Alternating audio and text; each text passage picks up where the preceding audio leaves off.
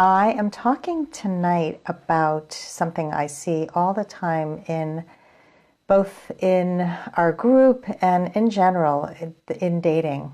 And so it's really about the types of questions that we ask ourselves when we're dating. We ask it of men, we ask it when we come home from a date, and I like to classify it as high-value questions and low-value questions. So I'm going to first talk about some low-value questions. And these are questions like, why did he ghost me? Why didn't that man call me after a great first date? Why did he have sex with me and he doesn't want a relationship? Why did he tell me that he really likes me, but he hasn't called me in 3 weeks? And the reason they are low-value questions is because we don't know the answers. We are trying to control how somebody else is thinking, and we don't know the answer. So it's all conjecture. We can make up that he ghosted because he didn't think I was pretty enough, or witty enough, or thin enough, or smart enough. Maybe I put my foot in my mouth and he didn't like what I said. Maybe by mistake I insulted him. And so we make ourselves crazy by asking these questions that we don't have answers to. What I want you to do instead is to ask high-value questions. And a high-value question would be, do I want to be with a man who doesn't text me for 3 weeks and doesn't stay in touch? Do I want to date men who reject me after one date without really knowing me? Do I want to be in a relationship with a man whose actions and words don't match? These are high-value questions because this is something you can do. You have control over you. You have control over your thoughts, you have control over your actions, and you have control over who you want to date again.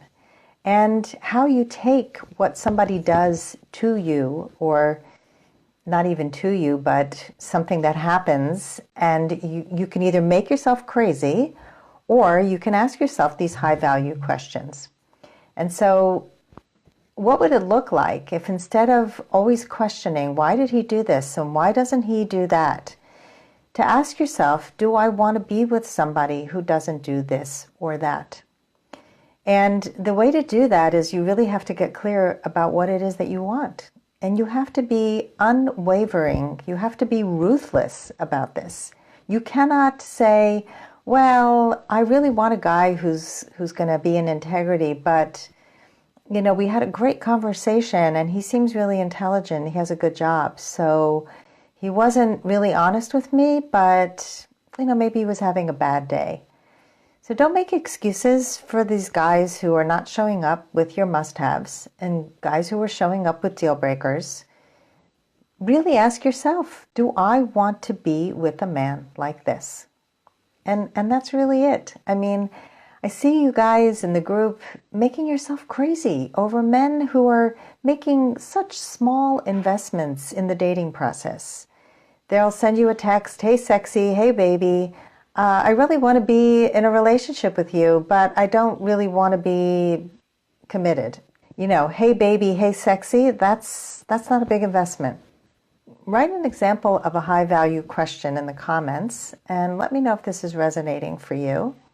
Once you start thinking this way, you will change your dating outcome. You will date as the chooser, which is what I want you to be, which is what you really are, and you'll stop giving up your power to men who just throw you breadcrumbs or ghost you.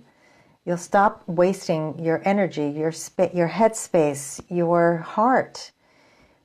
Preserve your heart for the right man who's going to make the effort, who's going to want to take you out, who's going to want to come on time, who's going to be in touch with you if he's going to be late, who's going to contact you the day of the date and say, I'm really looking forward to seeing you in a few hours at such and such a place.